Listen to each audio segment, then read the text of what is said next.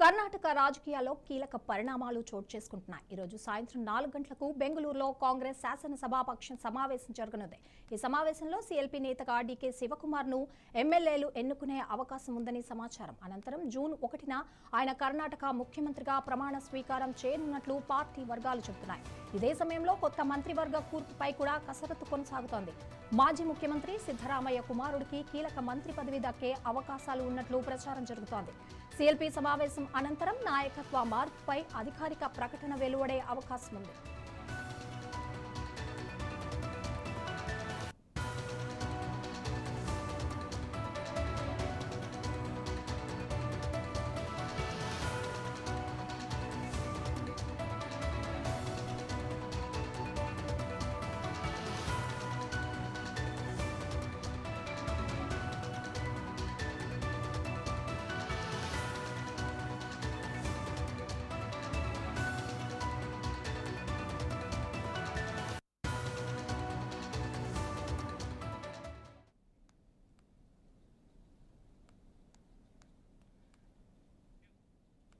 ఈ సమావేశంలో సీఎల్పీ నేతగా డీకే శివకుమార్ను ఎమ్మెల్యేలు ఎన్నుకునే అవకాశం ఉందని సమాచారం. అనంతరం జూన్ 1న ఆయన కర్ణాటక ముఖ్యమంత్రిగా ప్రమాణ స్వీకారం చేయనున్నట్లు పార్టీ వర్గాలు చెబుతున్నాయి. ఇదే సమయంలో కొత్త మంత్రివర్గ కూర్పుపై కూడా కసరత్తు కొనసాగుతోంది. మాజీ ముఖ్యమంత్రి సిద్ధరామయ్య కుమారుడికి కీలక మంత్రి పదవి దక్కే అవకాశాలు ఉన్నట్లు ప్రచారం జరుగుతోంది. సీఎల్పీ సమావేశం అనంతరం నాయకత్వ మార్పుపై అధికారిక ప్రకటన వెలువడే అవకాశం ఉంది. దీనికి సంబంధించి మరిన్ని అప్డేట్స్ రాజ్ కుమార్ అందిస్తారు. రైట్. గుడ్ మార్నింగ్ సంగీత. కర్ణాటక రాజకీయాల్లో అతిపెద్ద మార్పు చోటు చేసుకుంది. ముఖ్యమంత్రి సిద్ధరామయ్య తన మంత్రి పదవికి రాజీనామా చేశారు. ఆ రాజీనామాను గవర్నర్ ఆమోదించారు. ఈ గవర్నర్ ఆమోదించిన వెంటనే చకచక ఢిల్లీకి వెళ్ళడము, ఢిల్లీలో కొన్ని ఏవైతే అధిష్టానం నుంచి రావాల్సిన అనుమతులు తీసుకున్న తర్వాత ఈ రోజు సాయంత్రం 4 గంటలకు ప్రమాణ స్వీకారం సిఎల్పీ లీడర్ గా ఈ రోజు డీకే శివకుమార్ ను ఎన్నుకుంటారు. అంటే అసెంబ్లీ నాయకుడిగా ఎన్నుకున్న తర్వాత నెక్స్ట్ ప్రమాణ స్వీకారానికి సంబంధించిన ముహూర్తం కూడా ఖరారు చేయబోతున్నారు.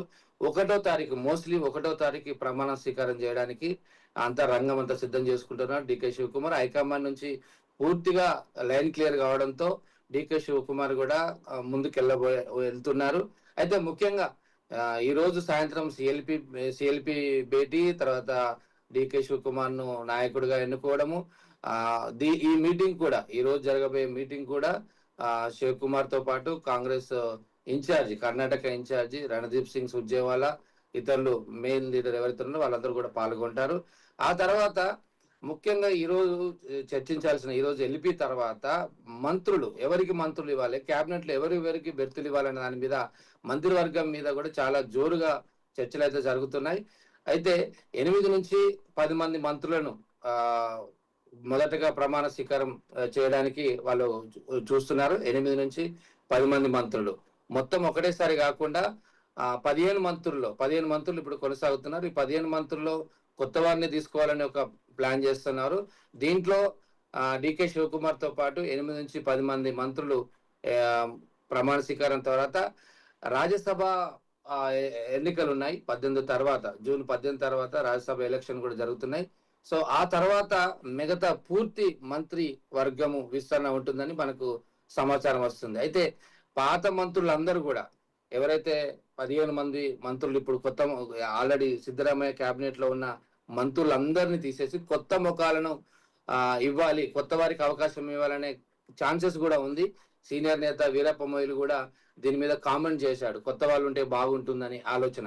సో దీంతో ఇప్పుడు ఎవరెవరికి మంత్రి పదవులు ఇవ్వాలి, ఎందుకంటే సిద్ధరామయ్య వర్గం డిమాండ్లు కూడా ఉన్నాయి. తన కుమారుడికి ఒక మంచి క్యాబినెట్, మంచి బెర్త్ ఇవ్వాలి, మంచి పోర్ట్ఫోలియో అని సిద్ధరామయ్య అలా డిమాండ్ చేస్తారు. ఆయనతో పాటు ఆయనకు సంబంధించిన వర్గం ఎవరైతున్నారో వాళ్ళకు కూడా ఖచ్చితంగా ఒక మంచి క్యాబినెట్ బెర్తులు ఇవ్వాలి, మంచి శాఖలు ఇవ్వాలని సిద్ధరామయ్య డిమాండ్ చేసే అవకాశాలు మనకు కనబడుతున్నాయి. అంటే దాంతో పాటు డిప్యూటీ సీఎంలు కూడా 2 లేదా 3 డిప్యూటీ సీఎంల కోసం అక్కడ చర్చలు జరుగుతూ ఉన్నాయి. ఎందుకంటే దీంట్లో హైకమాండ్ కూడా ఇన్వాల్వ్మెంట్ అవుతుంది కాబట్టి అటు రాహుల్ గాంధీ మిగతా నేతలు కూడా ఢిల్లీ నుంచి ఇదే కర్ణాటక నుంచి మల్లికార్జున ఖర్గే ప్రెసిడెంట్ గా ఉన్నారు, ఏఐసిసి ప్రెసిడెంట్ గా ఉన్నారు. సో తన యొక్క ప్రాధాన్యం కూడా, తన యొక్క నిర్ణయం కూడా ఉంటుంది. కాబట్టి సో డిప్యూటీ సీఎంలు 2 లేదా 3 అన్నప్పుడు ఆ డిప్యూటీ సీఎంలో SC, ST, OBC, Lingayat, so ఈ సామాజిక వర్గాలను సెట్ చేయాలి. సమతుల్యం అనేది ఖచ్చితంగా కనబడాలి డిప్యూటీ సీఎంలో. కాబట్టి ఇద్దరికి డిప్యూటీ సీఎంలు ఇస్తారా, 3కి ఇస్తారా అనేది చూడాలి. దాంతోపాటు దీంట్లో చాలా ప్రధానమైనది ఏంటంటే వాళ్ళ కుమారుడు కూడా మంచి పోర్ట్ఫోలియో ఇవ్వాలని సిద్ధరామయ్య డిమాండ్ చేస్తున్నారు. తన కుమారుడు తన వర్గంతో పాటు మంచి క్యాబినెట్ బేస్లో, ఎందుకంటే ఆయన రాజీనామా చేయడానికి ససమీరా అంటే చివరికి హైకమాండ్ ఒప్పించింది. ఎందుకంటే పవర్ షేరింగ్ ఆప్షన్ ఉంది కాబట్టి డీకేకు అప్పుడే చెప్పాం పవర్ షేరింగ్ ఉంటుందని. సో ఆ నేపథ్యంలో కొంత అసంతృప్తిగా ఉన్నాడు సిద్ధరామయ్య. రాజ్యసభకు ఇస్తానన్నారు, నాకు రాజ్యసభ వద్దు, నేను స్టేట్ లోనే ఉంటాను, తర్వాత నేను మంత్రిగా అంటే ఎలాంటి ఢిల్లీకి వెళ్ళను అని కామెంట్ చేశాడు. అంటే కొంత అసంతృప్తిని గమనించిన హైకమాండ్, ఢిల్లీ పెద్దలు తన కుమారుడితో పాటు తన వర్గానికి కూడా పెద్దపీట చేసే అవకాశాలు మనకు కనబడతా ఉన్నాయి. సో మొత్తం మీద ఈ రోజు జరిగే సిఎల్పి సమావేశం, ఆ తర్వాత మంత్రి కూర్పు మీద ఇవాళ రేపు చర్చలు జరుగుతాయి. మోస్ట్లీ 1వ తారీఖు అంటున్నారు, ఒకవేళ వీలు కాకపోతే 3వ తారీఖు. 1వ తారీఖు ప్రమాణ స్వీకారం చేయడానికి రంగమంతా సిద్ధమవుతుంది. దీని తర్వాత గవర్నర్ అపాయింట్మెంట్ కోరుతారు. గవర్నర్ సమయం ఇచ్చినప్పుడు ఆ యొక్క ప్రమాణ స్వీకారం ఉంటుంది. మొత్తం మీద డీకే శివకుమార్ కు లైన్ అంతా కూడా క్లియర్ అయినట్టుగా మనకు తెలుస్తా ఉంది. Sangeetha. Right, thank you Raj Kumar.